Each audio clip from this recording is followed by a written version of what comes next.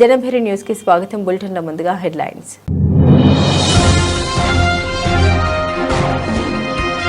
సిక్కింలో Modi football సందడి. 4000 కోట్లతో అభివృద్ధి ప్రాజెక్టుల జాతర.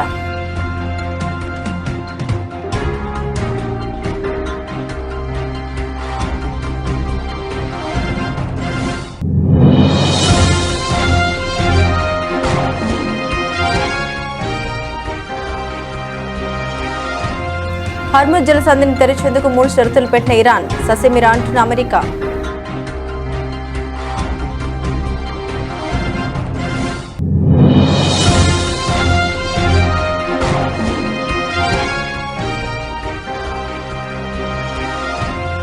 విశాఖలో Google AI hub. Chandrababu Ashwini Vaishnaw చేతుల మీదుగా శంకుస్థాపన.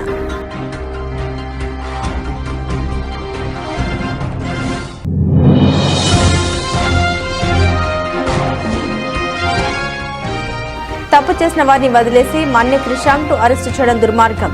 BRS deputy floor leader Harish Rao ఆరోపణ.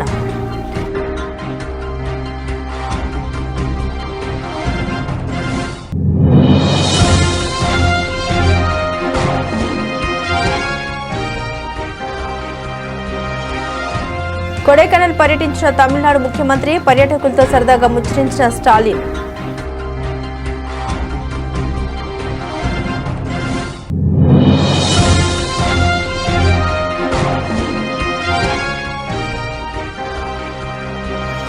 సోదరి అస్థి పంజరంతో బ్యాంకుకు. ఒడిశాలో కన్నీళ్లు పట్టించిన ఘటన.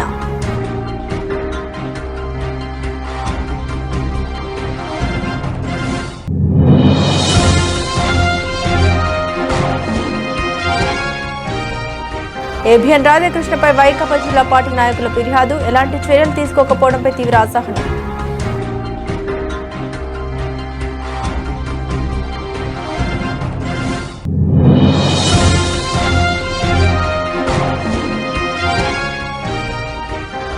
బీఆర్ఎస్ పార్టీ సభ్యత్వ నమోదు ప్రక్రియను ఆన్లైన్ మరియు ఆఫ్లైన్ పద్ధతుల్లో నిర్వహిస్తాం. BRS working president KTR.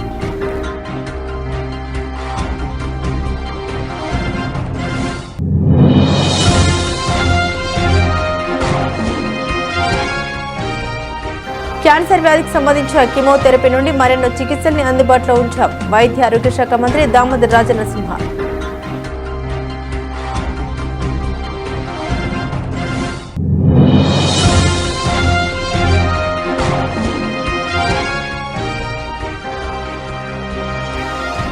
Tirumala శ్రీవారిని దర్శించుకున్న ప్రముఖులు. ఘన స్వాగతం పలికిన టీటీడీ చైర్మన్ బీఆర్ నాయుడు.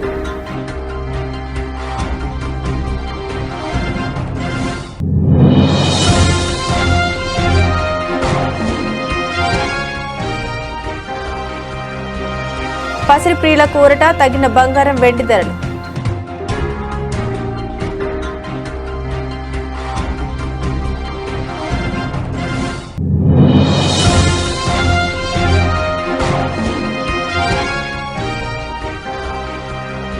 ఐపీఎల్లో ఘోర పరాజయం. గతాన్ని వదిలేయాలన్న ఢిల్లీ కెప్టెన్.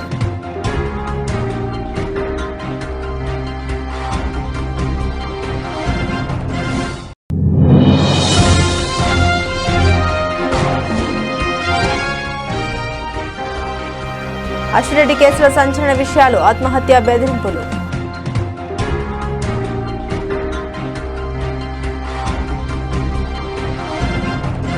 సిక్కిం రాష్ట్రం భారత యూనియన్లో చేరి 50 ఏళ్లు పూర్తయిన సందర్భంగా జరుగుతున్న ముగింపు వేడుకల్లో పాల్గొనేందుకు ప్రధాని మోదీ గ్యాంగ్టక్ వెళ్లారు. తన పర్యటన సందర్భంగా ఉదయం పాల్సో స్టేడియంలో యువతి యువకులతో కలిసి ప్రధాని ఫుట్బాల్ ఆడారు. ఎంతో బిజీగా ఉండే ప్రధాని కాసేపు యువతతో కలిసి ఆటను ఎంజాయ్ చేశారు. ఈ సందర్భంగా తన సంతోషాన్ని ఎక్స్ వేదికగా ఆయన పంచుకున్నారు. నా చిన్ని స్నేహితులతో ఫుట్బాల్ ఆడడం చాలా సంతోషంగా, సరదాగా, ఉత్తేజంగా అనిపించిందని ఆయన పేర్కొన్నారు. మరోవైపు రాష్ట్ర వ్యాప్తంగా విద్యా, వైద్య, మౌలిక సదుపాయాల రంగాలకు సంబంధించి 4000 కోట్లకు పైగా విలువైన ప్రాజెక్టులకు ప్రధాని ప్రారంభోత్సవాలు శంకుస్థాపన చేశారు. సిక్కిం యూనివర్సిటీ శాశ్వత campus, Helen Lepcha medical college ప్రారంభోత్సవం వంటివి ఇందులో కీలకం. ఈ పర్యటనలో భాగంగా ఈశాన్య రాష్ట్రాల కోసం 6 క్రికెట్ అకాడమీలను కూడా ప్రధాని ప్రకటించారు. आज आर्थिक प्रगति और संसाधनों को लेकर विश्व का नजरिया तेजी से बदल रहा है। आज दुनिया सस्टेनेबल लाइफस्टाइल की बात कर रही है। आज क्लीन एनर्जी पर दुनिया का फोकस है। आज ऑर्गेनिक फूड्स को प्राथमिकता दी जा रही है। मुझे खुशी है कि हमारा नॉर्थ ईस्ट और सिक्किम इस फ्यूचरिस्टिक ग्रोथ का बड़ा केंद्र है। सिक्किम ने पूरे देश को दिशा दिखाई है। सिक्किम ने तो 10 साल पहले 2016 में ही पूरे राज्य को ऑर्गेनिक स्टेट घोषित कर दिया था।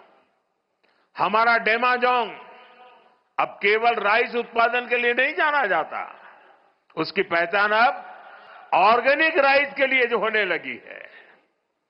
बड़ी इलायची, अदरक, हल्दी, एवोकाडो, कीवी, ऐसे कितने ही उत्पाद देश और दुनिया के बाजार तक पहुंच रहे हैं। सिक्किम में मेडिसिनल प्लांट्स की भी सैकड़ों प्रजातियां पाई जाती है। ये भी स्थानीय लोगों की आय बढ़ाने का जरिया बन रही है। साथियों, ऑर्गेनिक और प्राकृतिक खेती का सिक्किम का मॉडल ये पूरे देश के लिए एक प्रेरणा है। सिक्किम की लाइफस्टाइल, सिक्किम के संकल्प आज ये देश के विजन का हिस्सा बन चुके हैं। यहां प्राकृतिक खेती को बढ़ावा देने अब ऑर्गेनिक प्रोसेसिंग प्लांट भी शुरू किए गए हैं। इससे किसानों को बाजार से सीधा जुड़ने का मौका मिल रहा है। साथियों, सिक्किम की आर्थिक प्रगति में एक बहुत बड़ी भूमिका यहां के सेल्फ हेल्प ग्रुप और इन महिलाओं की भी है। इन सेल्फ हेल्प ग्रुप के प्रोडक्ट बड़े बाजारों तक पहुंचे, डिजिटल इंडिया इसमें एक बड़ी भूमिका निभा रहा है। स्वयं सिक्किम जैसे प्लेटफॉर्म आज इन महिलाओं को सशक्त बना रहे हैं।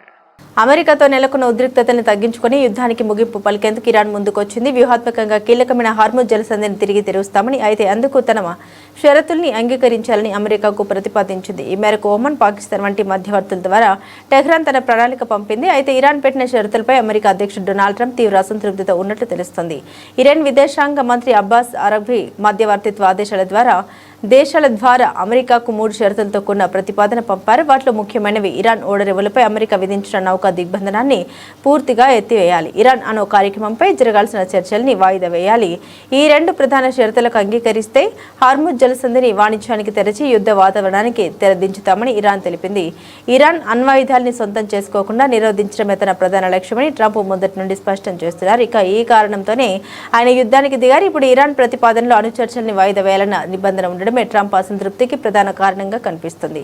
దీనిపై అమెరికా విదేశాంగ మంత్రి మార్కో రూబియో కూడా స్పందించారు. ఇరాన్ అణు కార్యక్రమాన్ని మినహాయించి ఎలాంటి ఒప్పందాన్ని అంగీకరించే ప్రసక్తి లేదని ఆయన స్పష్టం చేశారు. ఏ ఒప్పందం జరిగినా అది ఇరాన్ను అణ్వాయుధం వైపు వెళ్లకుండా ఖచ్చితంగా నిరోధించేలా ఉండాలని ఆయన ఫ్యాక్స్ న్యూస్ ఇంటర్వ్యూలో అన్నారు. The Straits is basically the equivalent of an economic nuclear weapon that they're trying to use against the world. And they're bragging about it. They're putting up billboards in Tehran bragging about how they can hold 25% or 20% of the world's energy hostage. Imagine if those same people had access to a nuclear weapon. They would hold the whole region hostage. ఏపీలో technology రంగంలో మరో భారీ పెట్టుబడికి అడుగుపడింది. విశాఖపట్నంలో Google ఏర్పాటు చేయనున్న cloud AI హబ్కు ముఖ్యమంత్రి నారా చంద్రబాబు నాయుడు, కేంద్ర ఐటీ రైల్వే శాఖ మంత్రి అశ్విని వైష్ణవ్ మంగళవారం శంకుస్థాపన చేశారు. అదాని కనెక్ట్స్, ఎయిర్టెల్ నెక్స్ట్రా భాగస్వామ్యంతో గూగుల్ సుమారు $15 బిలియన్ భారీ పెట్టుబడితో ఈ ప్రాజెక్టును చేపడుతుంది. విశాఖ జిల్లా తర్లువాడలో 1 గిగావాట్ సామర్థ్యంతో ఈ hyper scale AI data centre నిర్మించనున్నారు. ఈ మెగా ప్రాజెక్టు కోసం తర్లువాడ, రాంబెల్లి, అడవివరం ప్రాంతాల్లో రాష్ట్ర ప్రభుత్వం మొత్తం 600 ఎకరాల భూమిని కేటాయించింది. ఈ శంకుస్థాపన కార్యక్రమానికి ముఖ్యమంత్రి చంద్రబాబు నాయుడు ప్రాంగణంలో ఏర్పాటు చేసిన గూగుల్ ఎక్స్పీరియన్స్ జోన్ను సందర్శించి అక్కడ టెక్నాలజీ పరిశీలించారు. ఈ ప్రాజెక్టుతో విశాఖ నగరం గ్లోబల్ టెక్నాలజీ మ్యాప్లో కీలక స్థానం సంపాదించనుంది. ఆంధ్రప్రదేశ్ చరిత్రలో మరిచిపోలేని రోజు, ఒక చరిత్రకు శ్రీకారం చుట్టబోయే రోజు ఈ రోజు అని చెప్పి మీ అందరికీ తెలియజేస్తున్నా. అదే సమయంలో గూగుల్ ఈ రోజు విశాఖపట్నంకు వచ్చిందంటే మనందరికి గర్వకారణం. గూగుల్ రాక విశాఖపట్నానికే కాదు ఆంధ్రప్రదేశ్ కు ఒక గేమ్ చేంజర్ అని చెప్పి నేను మీకు తెలియజేస్తున్నా. 30 ఏళ్లకు మునుపు 1997లో హైటెక్ సిటీతో ప్రారంభించాం హైదరాబాద్ లో. ఆ తర్వాత సైబరాబాద్ నగరాన్ని నిర్మాణం చేశాం. ఈ రోజు భారతదేశంలో highest per capita income Telangana, most livable city Hyderabad. That is the contribution you have made at that time. I am very happy for that to remember now. Today all of us has to write this day 2026 2026, April 28, it will be remembered forever in the history of India, especially in the history of Andhra Pradesh. ఆ రోజు ఏ విధంగా అయితే hitech city IT విప్లవానికి నాంది పలికిందో, ఈ రోజు Google data centre AP టెక్నాలజీకే కాదు భారతదేశానికి ఒక గ్రోత్ ఇంజన్ గా తయారవుతుందని చెప్పడానికి ఏమాత్రం అతిశయోక్తి కాదని చెప్పి నేను మీకు తెలియజేస్తున్నా. కాంగ్రెస్ ప్రభుత్వం ప్రజా సమస్యలు, రైతుల ఇబ్బందులు, రాష్ట్ర అభివృద్ధిని గాలికి వదిలేసి ప్రభుత్వ వైఫల్యాన్ని ప్రశ్నించే గొంతులపై అక్రమ కేసులు, సీట్లు, కమిషన్లు వేస్తూ అణచివేసే కుట్ర చేస్తుందని మాజీ మంత్రి BRS deputy floor leader Harish Rao ఆరోపించారు. సంగారెడ్డి జిల్లా కంది సెంట్రల్ జైల్లో రిమాండ్లో ఉన్న BRS social media convenor Manne క్రిషాంక్తో పాటు మరో 7 పార్టీ కార్యకర్తల్ని మాజీ మంత్రి BRS deputy floor leader Harish Rao పరామర్శించారు. అనంతరం మాజీ మంత్రి BRS deputy floor leader Harish Rao మీడియాతో మాట్లాడారు. కాంగ్రెస్ ప్రభుత్వం, ముఖ్యమంత్రి రేవంత్ రెడ్డి పోలీసుల తీరుపై మండిపడ్డారు. రేవంత్ రెడ్డి ఎన్నికల ముందు 6 గ్యారెంటీలతో పాటు 7 గ్యారెంటీగా ప్రజాస్వామ్యం కల్పిస్తామని చెప్పి నేడు నియంత్రణలా వ్యవహరిస్తున్నారన్నారు. ఇవాళ క్రిషాంక్ గారి మీద పెట్టిన కేసు, క్రిషాంక్ గారు పోలీస్ స్టేషన్లో కంప్లైంట్ ఇచ్చినాడు. ఆయన మా నాయకులు కేసీఆర్ గారి మీద, మా పార్టీ నాయకులు కేటీఆర్ గారి మీద, మా పార్టీ నాయకుల మీద ఫేక్ పోస్టులు పెడతా ఉన్నారు, తప్పుడు వార్తల్ని ప్రచారం చేస్తా ఉన్నారు అని ఎవరైతే ఆ వార్తలు ప్రచారం చేశారో, ఎవరైతే తన మొబైల్ నుంచి ఈ పోస్టులు చేశాడో ఆ మొబైల్ ఫోన్ తీసుకెళ్లి పోలీస్ స్టేషన్లో ఇచ్చాడు. పోలీసులకు ఈ మొబైల్లో అన్ని ఆధారాలు ఉన్నాయి, ఈ మొబైల్ నుంచే ఇగో మా కేసీఆర్ గారి మీద, మా పార్టీ నాయకుల మీద అక్రమ కేసులు, అక్రమ పోస్టులు పెట్టారు, దుష్ప్రచారం చేస్తా ఉన్నారు, ఈ మొబైల్లో అన్ని ఆధారాలు ఉన్నాయని అతని చేతి నుంచి మొబైల్ తీసుకొని పోలీస్ స్టేషన్లో పోలీసులకు కంప్లైంట్ కాపీతో పాటు మొబైల్ అందజేయడం జరిగింది. ఇప్పుడు ఎవరి మీద కేసు బుక్ చేయాలి? ఎవరైతే బీఆర్ఎస్ నాయకుల మీద ఫేక్ పోస్టులు పెట్టినారో, తప్పుడు పోస్టింగ్లు పెట్టి తప్పుడు వార్తలు రాసినారో వాళ్ళ మీద కేసు పెట్టలే. కంప్లైంట్ ఇచ్చిన క్రిషాంక్ మీద, క్రిషాంక్తో ఉండే కార్యకర్తల మీద కేసులు పెట్టి వాళ్ళని ఎలా జైల్లో నిర్బంధించారు. ఇది ఎట్లుందంటే, దొంగతనం చేసిన వాడిని విడిచిపెట్టి అరే తప్పు చేసిండు అని పోలీసుల దగ్గరికి వెళ్తే నిన్నే లోపల పెట్టినట్టున్నది. అంటే పోలీస్ స్టేషన్లో కంప్లైంట్ ఫిర్యాదు చేయడానికి వెళ్లిన వాళ్ళ మీదనే కేసు పెట్టి జైల్లో పెడుతుంది కాంగ్రెస్ ప్రభుత్వం. వాళ్ళకేం చేసిండ్రు? నోటీస్ ఇచ్చి ఇంటికి పంపించారు. ఎవడైతే ఫేక్ పోస్టులు పెట్టిండో, ఎవడైతే బీఆర్ఎస్ నాయకుల మీద తెలంగాణ తొలి ముఖ్యమంత్రి, తెలంగాణ సాధకులు కేసీఆర్. తమిళనాడు ముఖ్యమంత్రి ఎంకే స్టాలిన్ దిండిగల్ జిల్లాలోని ప్రముఖ పర్యాటక కేంద్రం కొడైకెనాల్లో పర్యటించారు. స్టార్ లేక్ వద్ద ఆయన దాదాపు 2 కిలోమీటర్ల మేర నడకతో పాటు సైకిల్ యాత్ర చేపట్టారు. ఈ సందర్భంగా స్థానిక ప్రజలు, పర్యాటకులతో సరదాగా ముచ్చరించిన స్టాలిన్ వారితో కలిసి ఉత్సాహంగా సెల్ఫీలు దిగారు. ముఖ్యమంత్రి సామాన్యుల్లా కలివిడిగా తిరగడంతో ప్రజల నుండి అద్భుతమైన స్పందన లభించింది.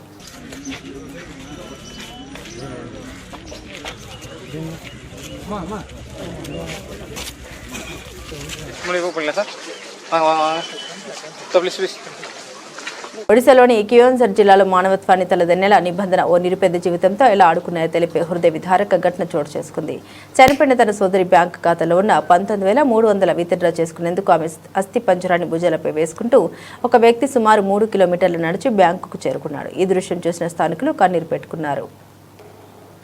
వివరాల్లోకి వెళ్తే కియోన్జర్ జిల్లాలోని దియానలి గ్రామానికి చెందిన గిరిజనుడు జితు ముండా సోదరి కక్రా ముండా 2 నెలల క్రితం మరణించింది. ఆమె భర్త ఏకైక సంతానం కూడా ముందే చనిపోవడంతో జితు ఒక్కడే ఆమెకు దగ్గరి బంధువుగా మిగిలాడు. కక్రా పేరు మీద మల్లిపసిలోని ఒడిశా గ్రామీణ బ్యాంకులో ఖాతా ఉండగా అందులో 13,300 ఉన్నాయి. ఆ డబ్బును తీసుకునేందుకు జితు బ్యాంకుకు ఆశ్రయించగా మేనేజర్ నిబంధన ప్రకారం అడ్డు చెప్పారు. ఖాతాదారు స్వయంగా రావాలని లేదా చట్టబద్ధమైన వారసత్వ పత్రాలు, మరణ ధృవీకరణ పత్రం సమర్పించాలని కోరారు. చదువుకోని నిరుపేద గిరిజనులైన జితుకు ఆ పత్రాలు ఎలా పొందాలో తెలియలేదు. అధికారుల ప్రక్రియ అర్థం కాక నిస్సహాయంతో వెనక్కి తిరిగాడు. చేసేది ఏమి లేక సోమవారం రోజున గ్రామ శ్మశానానికి వెళ్లాడు. అక్కడ తన సోదరిని ఖననం చేసిన చోట తవ్వి ఆమె అస్థికల్ని, అస్థి పంజరాన్ని ఓ బట్టలో చుట్టాడు. బగబగ మండే ఎండలో ఆ మూటను భుజాన వేసుకుని బ్యాంకుకు బయలుదేరాడు. అస్థి పంజరంతో బ్యాంకు వద్దకు వచ్చిన జితును చూసి స్థానికులు దిగ్భ్రాంతికి గురయ్యారు. కొందరు ఏడవగా మరికొందరు బ్యాంక్ అధికారుల తీరుపై తీవ్ర ఆగ్రహం వ్యక్తం చేశారు. ఓ పేదవాడు తన డబ్బు తీసుకోవడం ఇంత కష్టమా అని ప్రశ్నించారు. సర్పంచ్తో విచారణ జరపకుండా కేవలం కాగితాలకే విలువ ఇచ్చి మానవత్వాన్ని మరిచారని మండిపడ్డారు. సమాచారం అందుకున్న పోలీసులు అక్కడికి చేరుకుని జితును శాంతింపజేశారు. మానవత దృక్పథంతో ఈ సమస్యను పరిష్కరిస్తామని హామీ ఇచ్చారు. ఈ ఘటనపై బ్యాంకు నుండి వివరణ కోరుతామని పోలీసులు తెలిపారు. ఏబిఎన్ ఛానల్తో వైఎస్ఆర్ కాంగ్రెస్ పార్టీ నాయకుల కుటుంబ సభ్యుల్ని మహిళల్ని కించపరిచేలా వ్యాఖ్యలు చేసిన ఆంధ్రజ్యోతి రాధాకృష్ణపై తక్షణమే కఠినమైన చర్యలు తీసుకోవాలని వైసీపీ నేతలు డిమాండ్ చేశారు. రాష్ట్ర వ్యాప్తంగా పలు పోలీస్ స్టేషన్లతో పాటు హైదరాబాద్లోనూ ఫిర్యాదులు చేసినా ఇప్పటివరకు ఎలాంటి చర్యలు తీసుకోకపోవడంపై తీవ్ర అసహనం వ్యక్తం చేశారు. ఏబిఎన్ రాధాకృష్ణపై ఎన్టీఆర్ జిల్లా వైకాపా నాయకులు సోమవారం విజయవాడ పోలీస్ కమిషనర్ కార్యాలయంలో ఫిర్యాదు చేశారు. ఈ కార్యక్రమంలో వైసీపీ ఎన్టీఆర్ జిల్లా అధ్యక్షుడు దేవినేని అవినాష్, మాజీ మంత్రులు వెల్లంపల్లి శ్రీనివాసరావు, జోగి రమేష్, మాజీ ఎమ్మెల్యే మల్లాది విష్ణు, మాజీ మేయర్ రాయన భాగ్యలక్ష్మి, నాయకులు పూనూర గౌతమ్ రెడ్డి, వంగవీటి నరేంద్ర, తన్నీరు నాగేశ్వరరావు తదితరులు పాల్గొన్నారు. ఏబిఎన్ వైఎస్ఆర్ కాంగ్రెస్ పార్టీ మహిళా లోకాన్ని ఉద్దేశించి, వైఎస్ఆర్ కాంగ్రెస్ పార్టీ కుటుంబ సభ్యులను ఉద్దేశించి మాట్లాడినటువంటి మాటలు విత్డ్రా చేసుకోవాలని, క్షమాపణ చెప్పాలని, అది ప్రసారం చేసినటువంటి ఏబిఎన్ మీద, రాధాకృష్ణ గారి మీద చర్యలు చేపట్టాలని చెప్పని గత నెలలో 175 నియోజకవర్గాల్లో కూడా మేము కంప్లైంట్స్ ఇవ్వడం జరిగింది. పోలీసులు రకరకాలుగా వ్యవహరిస్తూ ఉన్నారు. కొంతమంది కంప్లైంట్స్ తీసుకోవడానికి ఇబ్బంది పడుతూ ఉన్నారు, కొంతమంది వాళ్ళ స్టాఫ్ని తీసుకోమంటున్నారు. కేసు రిజిస్టర్ అయిందా అవ్వలేదా దానికి పర్యవసానంగా, దానికి కొనసాగింపుగా ఈరోజు పోలీస్ కమిషనర్ గారి ఆఫీసులో మరొక కంప్లైంట్ ఇవ్వడం జరిగింది. అది మేము అధికారులకు ఇచ్చిన, అలాగే పబ్లిక్ గ్రీవెన్స్లో ఇచ్చిన చర్యలు మాత్రం చేపట్టాలి అని చెప్పని వైఎస్ఆర్ కాంగ్రెస్ పార్టీ డిమాండ్ చేస్తాం. అడుగుతా ఉన్నా, మీ కుటుంబ సభ్యులు అంటేనేమో మీకు పొడుచుకొచ్చిద్దా? మా కుటుంబ సభ్యులు అంటే మీకు ఆనందమా? ఏమైపోయావు చంద్రబాబు నాయుడు? ఎంత రాక్షస ఆనందమా నీకు? కలంపోటు గారు రాధాకృష్ణ ఆ భాషని, అతని అసహ్యమైన పదజాలాన్ని మీరు సమర్థిస్తావా చంద్రబాబు నాయుడు? 76 సంవత్సరాల చంద్రబాబు నాయుడు కన్నా మనసుంటే, మానవత్వం ఉంటే ఈనాటికైనా చెప్తా ఉన్నా చంద్రబాబు నాయుడికి, నువ్వు 45 సంవత్సరాల పాటు సీనియర్ అని చెప్పుకుంటున్నావు కదా. రాధాకృష్ణ మాట్లాడిన మాటను ఒక్కసారి నువ్వు విను, దాన్ని తప్పు అని చెప్పకపోతే నువ్వు నిజంగా నికృష్టుడుగా మారుతావు చంద్రబాబు నాయుడు అని చెప్పి అంటా ఉన్నాం. దయచేసి పోలీస్ అధికారులు కూడా చెప్తా ఉన్నాం, పోలీస్ కమిషనర్ గారు, ఇంతమంది నాయకులు వచ్చాం కదా, ఒక సమస్య మీద మొమరాండం తీసుకోవడానికి కూడా, వినతి పత్రం తీసుకోవడానికి కూడా మీకు మనసు ఒప్పట్లేదని చెప్పి అడుగుతా ఉన్నా. మీకు కూడా కుటుంబ సభ్యులు ఉన్నారు కదా, మీరు కూడా బాధ్యత గల అధికారి కదా. కనీసం బీఆర్ఎస్ పార్టీ రాష్ట్ర స్థాయి కమిటీ మినహా రాష్ట్ర వ్యాప్తంగా ఉన్న అన్ని కమిటీలను రద్దు చేశాం. మా అధినేత కేసీఆర్ గారి ఆదేశాల మేరకు బూత్ స్థాయి నుండి అన్ని స్థాయిల్లో పార్టీ నూతన కమిటీలు వేస్తాం. ప్రతి నియోజకవర్గంలోని కార్యకర్తలందరికీ శిక్షణ తరగతులు నిర్వహిస్తాం. బీఆర్ఎస్ పార్టీ సభ్యత్వ నమోదు ప్రక్రియను ఆన్లైన్ మరియు ఆఫ్లైన్ పద్ధతుల్లో నిర్వహిస్తామని బీఆర్ఎస్ వర్కింగ్ ప్రెసిడెంట్ కేటీఆర్ అన్నారు. అట్లాగే పార్టీ యొక్క సంస్థాగత నిర్మాణం మీద కూడా చాలా విస్తృతమైన చర్చ జరిగింది. సభ్యత్వ నమోదు, పార్టీ యొక్క కమిటీలు, ఇవన్నిటి విషయంలో చర్చ జరిగింది. పార్టీ కమిటీలో ఇవాళ పార్టీ మీటింగ్లో ఈరోజు ఒక నిర్ణయం కూడా తీసుకోవడం జరిగింది. రాష్ట్ర వ్యాప్తంగా ఉన్న అన్ని కమిటీలు ఎక్సెప్ట్ స్టేట్ కమిటీ మినహా అన్ని కమిటీలను కూడా ఈరోజుతో రద్దు చేయడం జరిగింది. ఎందుకు అంటే కొత్త కమిటీలు వేసుకోవాలి, మెంబర్షిప్ వేయాలి, కాబట్టి దానికి మార్గం సుగమం చేయడానికి అన్ని కమిటీలను కూడా రద్దు చేస్తూ నిర్ణయం తీసుకోవడం జరిగింది. అంటే గ్రామ కమిటీ నుంచి మొదలు పెడితే అన్ని కమిటీలు, జిల్లా కమిటీ దాకా అన్ని కమిటీలను కూడా రద్దు చేయడం జరిగింది. కేవలం ఒక స్టేట్ కమిటీ మాత్రమే ఫంక్షనల్గా ఉంటుంది. ఆ స్టేట్ కమిటీ ఆధ్వర్యంలో మెంబర్షిప్ కార్యక్రమానికి పోతాం.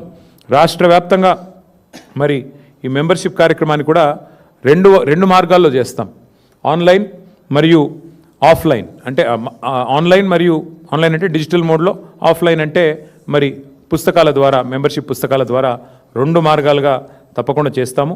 మా ఆలోచనల్లో ఒకటే, రాశి కంటే వాసి ముఖ్యం. అందుకే ఎంత సభ్యత్వము, ఎన్ని లక్షలు అన్న దానికంటే కూడా మరి ఎంత క్వాలిటేటివ్గా మనం మెంబర్షిప్ చేయాలి, తెలంగాణకి ఒక రక్షణ కవచంలాగా ఎట్లా మన కార్యకర్తలు, మన నాయకత్వం నిలబడాలి అనే ఆలోచనతో మరి వారిని కేవలం మెంబర్షిప్ చేయడమే కాకుండా, మెంబర్షిప్ జరిగిన అనంతరం కమిటీల నిర్మాణం మాత్రమే కాకుండా ఆయా కమిటీలకు మరి మొత్తం ప్రతి నియోజకవర్గంలోని మరి ముఖ్యమైన కార్యకర్తలందరికీ కూడా శిక్షణా తరగతులు కూడా, నాయకత్వానికి అట్లాగే మరి కార్యకర్తలకు కూడా శిక్షణా తరగతులు పెట్టాలనే నిర్ణయం కూడా తీసుకోవడం జరిగింది. షెడ్యూల్ మొత్తం కూడా మీకు తొందరలోనే వెల్లడిస్తాము.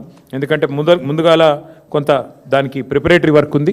ఆ ప్రిపరేటరీ వర్క్ అయిన వెంటనే, ఎందుకంటే ఆల్రెడీ ఉన్న రాష్ట్రంలో అన్ని వ్యాధులకు సంబంధించిన 90% ట్రీట్మెంట్ జిల్లా స్థాయిలోనే ప్రజలకు అందుబాటులో ఉండాలనేది ప్రభుత్వ సంకల్పమని, అందుకే అన్ని రకాల వైద్య సౌకర్యాల్ని జిల్లా స్థాయిలోనే అందుబాటులోకి తీసుకొచ్చాం. ప్రాణాంతకమైన క్యాన్సర్ వ్యాధికి సంబంధించిన కీమోథెరపీ నుండి మరెన్నో చికిత్సల్ని అందుబాటులో ఉంచాం.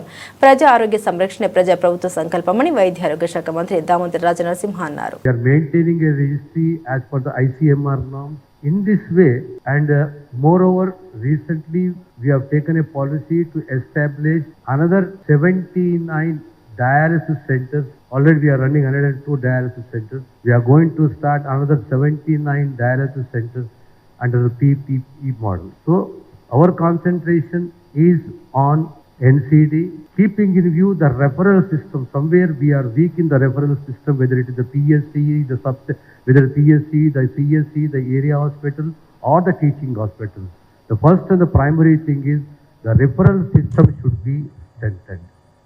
The overall policy of the government with regard to the health, where the government is uncompromised.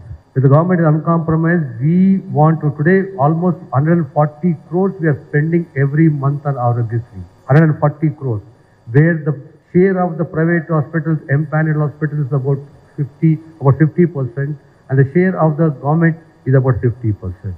And we want to strengthen. భారత ఉపరాష్ట్రపతి పిసిపి రాధాకృష్ణన్ మంగళవారం ఉదయం తిరుమల శ్రీ వెంకటేశ్వర స్వామి వారిని దర్శించుకున్నారు. నిన్న రాత్రి తిరుమలలో బస చేసిన ఆయన ఈరోజు ఉదయం ఆలయ మహాద్వారం వద్దకు చేరుకోగా TTD chairman BR Naidu, EO Muddada Ravichandra ఆలయ మర్యాదలతో ఘన స్వాగతం పలికారు. అనంతరం ఆయన మహాద్వారం ద్వారా ఆలయంలోకి ప్రవేశించి స్వామివారిని దర్శించుకున్నారు. ఉపరాష్ట్రపతి వెంట రాష్ట్ర దేవాదాయ శాఖ మంత్రి ఆనం రామనారాయణ రెడ్డి కూడా ఉన్నారు. దర్శనానంతరం రంగనాయకుల మండపంలో వేద పండితులు ఉపరాష్ట్రపతికి వేద ఆశీర్వచనం చేయగా టీటీడీ అధికారులు స్వామివారి శేషవస్త్రం తీర్థ ప్రసాదాలు అందించారు. తిరుమల పర్యటన ముగించుకొని తిరుగు ప్రయాణంలో ఉపరాష్ట్రపతి తిరుపతిలోని శ్రీ తిరుచానూరు పద్మావతి అమ్మవారిని దర్శించుకోనున్నారు. ప్రత్యేకంగా గౌరవ భారత ఉపరాష్ట్రపతి శ్రీ రాధాకృష్ణ గారు తిరుమల శ్రీవారి దర్శనానికి రావడం, రాష్ట్ర ప్రభుత్వం తరఫున గౌరవ ముఖ్యమంత్రి చంద్రబాబు నాయుడు గారి తరఫున ఇక్కడ వారి కేబినెట్ మంత్రిగా నేను వారికి ఇన్ఛార్జిగా ఇక్కడికి రావడం జరిగింది. నిన్న ఎయిర్పోర్ట్లో వారిని రిసీవ్ చేసుకున్న తర్వాత ఇవాళ దర్శనం, స్వామివారి దర్శనం, అలాగే కిందకి వెళ్ళిన తర్వాత పద్మావతి అమ్మవారి యొక్క దర్శనం తర్వాత వారి ఎయిర్పోర్ట్కి వెళ్ళి అక్కడి నుంచి బయలుదేరడం జరుగుతుంది. ఈ కార్యక్రమానికంతా ప్రభుత్వం నుంచి మంత్రిగా నేను, ప్రిన్సిపల్ సెక్రటరీగా హరి జవహర్లాల్ గారు, అందరం ఇతర అధికారులందరితోటి కలిసి వారికి స్వాగతం చెప్పడానికి ఇక్కడికి రావడం జరిగింది. అంతర్జాతీయ మార్కెట్లో డాలర్ బలపడడం, గ్లోబల్ డిమాండ్ తగ్గడంతో ఈరోజు బంగారం వెండి ధరలు భారీగా పతనమయ్యాయి. భౌగోళిక రాజకీయ ఉద్రిక్తత నేపథ్యంలో బులియన్ మార్కెట్లో కొంతకాలంగా కొనసాగుతున్న ఒడిదుడుకులు తాజాగా ధరల తగ్గుదలకు దారితీశాయి. పసిడి వెండి ధరలు ఒక్కసారిగా దిగి రావడంతో కొనుగోలుదారులకు కాస్త ఊరట లభించింది. గుడ్ రిటర్న్స్ వెబ్సైట్ సమాచారం ప్రకారం మంగళవారం ఉదయం 10 గంటల సమయానికి హైదరాబాద్ విజయవాడ మార్కెట్లో 24 క్యారెట్ల 10 గ్రాముల బంగారం ధర $710 తగ్గి 1,53,000కు చేరింది. అదేవిధంగా 22 క్యారెట్ల ఆభరణాల బంగారంపై $650 తగ్గి 10 గ్రాముల ధర 1,40,250గా నమోదైంది. దేశ రాజధాని ఢిల్లీలో 24 క్యారెట్ల పసిడి రేటు 1,53,150, 22 క్యారెట్ల ధర 1,40,400గా ఉంది. బంగారం బాట్లోని వెండి ధరలు కూడా భారీ పతనాన్ని నమోదు చేశాయి. కిలో వెండిపై ఏకంగా 4,000 వరకు ధర తగ్గించి ఈ తగ్గుదలతో హైదరాబాద్ విజయవాడలో కిలో వెండి ధర 2,65,000కు చేరుకుంది. ఢిల్లీ, బెంగళూరులో కిలో వెండి 2,60,000 వద్ద అమ్ముడవుతుండగా చెన్నైలో 2,65,000గా నమోదైంది. అంతర్జాతీయ పరిణామాలు, డాలర్ విలువ ఆధారంగా ధరలో హెచ్చుతగ్గులు కొనసాగవచ్చని మార్కెట్ నిపుణులు విశ్లేషిస్తున్నారు. ఐపీఎల్ 2026 సీజన్లో రాయల్ ఛాలెంజర్స్ బెంగళూరు చేతిలో ఎదురైన ఘోర పరాజయాన్ని వెంటనే మర్చిపోయి ముందుకు సాగాలని ఢిల్లీ క్యాపిటల్స్ కెప్టెన్ అక్షర్ పటేల్ తన జట్టు సభ్యులకు పిలుపునిచ్చారు. జట్టులో ప్రతికూల ఆలోచన వస్తే మరిన్ని ఓటాలు తప్పని, అందుకే సానుకూల దృక్పథంతో ఉండడం అత్యంత ముఖ్యమని స్పష్టం చేశారు. సోమవారం ఢిల్లీలోని అరుణ్ జైట్లీ స్టేడియంలో జరిగిన మ్యాచ్లో ఆర్సీబీ బౌలర్లు జోష్ హేజిల్వుడ్, భువనేశ్వర్ కుమార్ అద్భుతంగా బౌలింగ్ చేయడంతో ఢిల్లీ క్యాపిటల్స్ 75 పరుగులకు కుప్పకూలింది. అనంతరం ఆర్సీబీ 81 బంతులు మిగిలి ఉండగానే 9 వికెట్ల తేడాతో ఘన విజయం సాధించింది. ఈ ఓటమితో ఢిల్లీ వరుసగా 3వ పరాజయాన్ని మూటగట్టుకుంది. మ్యాచ్ అనంతరం అక్షర్ మాట్లాడారు. ఏం జరిగిందో నాకు అర్థం కావడం లేదు, కానీ ఈ ఓటమిని ఇక్కడ వదిలేసి తర్వాతి మ్యాచ్పై దృష్టి పెట్టాలి. ఆర్సీబీ బౌలర్లు ప్రపంచ స్థాయి బౌలర్లు వారి బంతిని బాగా స్వింగ్ చేశారు. మా బ్యాటర్లు ఆ స్వింగ్ను కాస్త మెరుగ్గా ఎదుర్కొని అంటే ఫలితం మరోలా ఉండేది. అయినా క్రెడిట్ వారికి దక్కుతుందని వివరించారు. ఒక చెడ్డ మ్యాచ్ ఓడిపోయినంత మాత్రాన ఒకరినొకరు నిందించుకోవడం సరికాదు, సానుకూలంగా ఉంటేనే రాణించగలం. అందుకే ఈ ఓటమిని మర్చిపోయి సరైన మైండ్ సెట్ తో ముందుకు సాగాలని అక్షర్ తన జట్టుకు దిశానిర్దేశం చేశాడు.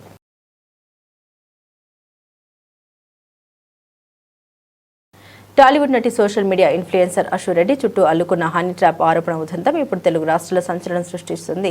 అశు గురించి సాఫ్ట్వేర్ ఇంజనీర్గా పనిచేస్తున్న ధర్మేంద్ర పలు సంచలన విషయాలు వెల్లడించారు. ముఖ్యంగా తాను ఇచ్చిన డబ్బును అడిగినప్పుడల్లా ఆత్మహత్య చేసుకుంటామని బెదిరించేదని ఆయన కీలక విషయాన్ని తెలిపారు. పెళ్లి చేసుకుంటామని సాకుతో అశు రెడ్డి ఆమె కుటుంబ సభ్యులు తనను నిలువున ముంచారని ధర్మేంద్ర ఆరోపించారు.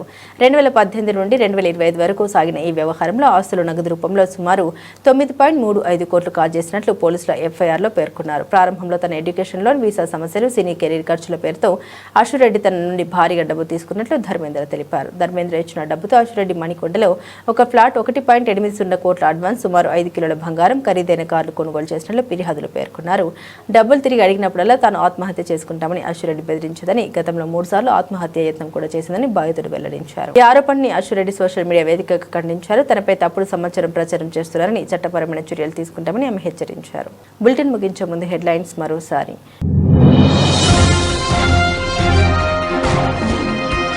సిక్కింలో మోదీ ఫుట్బాల్ సందడి, 4,000 కోట్లతో అభివృద్ధి ప్రాజెక్టుల జాతర.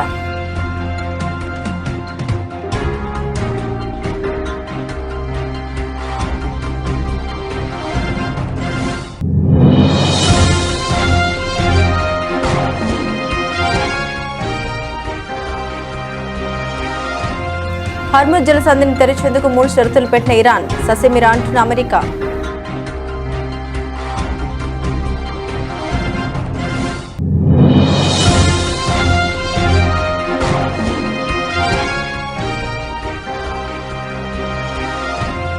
విశాఖలో Google AI hub, Chandrababu Ashwini Vaishnaw చేతుల మీదుగా శంకుస్థాపన.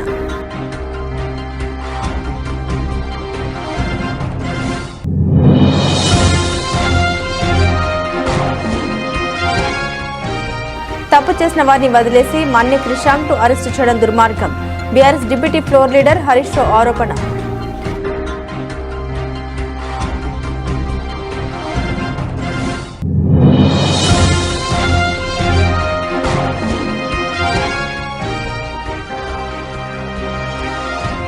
కొడైకెనాల్ పర్యటించిన తమిళనాడు ముఖ్యమంత్రి, పర్యాటకులతో సరదాగా ముచ్చరించిన స్టాలిన్.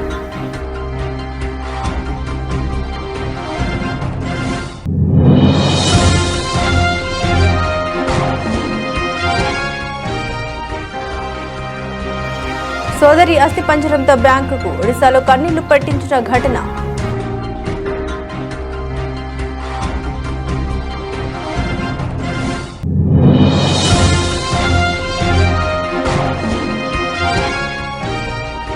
ఏబిఎన్ రాధాకృష్ణపై వైకాపా జిల్లా పార్టీ నాయకుల ఫిర్యాదు, ఎలాంటి చర్యలు తీసుకోకపోవడంపై తీవ్ర అసహనం.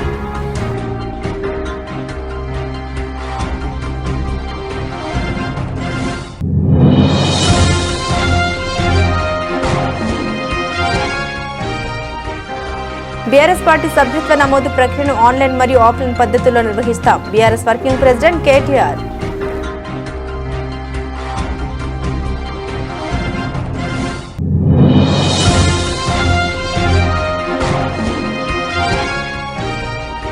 క్యాన్సర్ వ్యాధికి సంబంధించిన కీమోథెరపీ నుండి మరెన్నో చికిత్సల్ని అందుబాటులో ఉంచాం, వైద్య ఆరోగ్య శాఖ మంత్రి దామోదర్ రాజనరసింహ.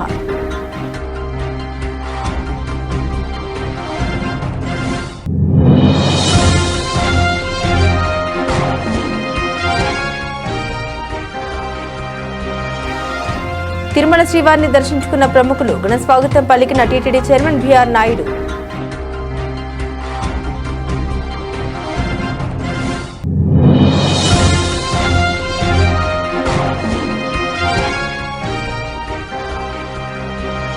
పసిరి ప్రియుల కూరట, తగిన బంగారం వెండి ధరలు.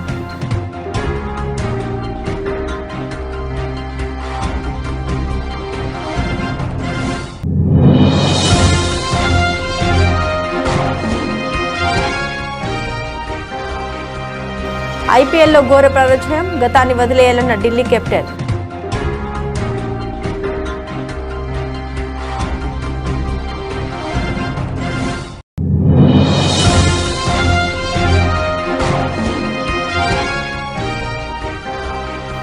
అశ్విరెడ్డి కేసులో సంచలన విషయాలు, ఆత్మహత్య బెదిరింపులు.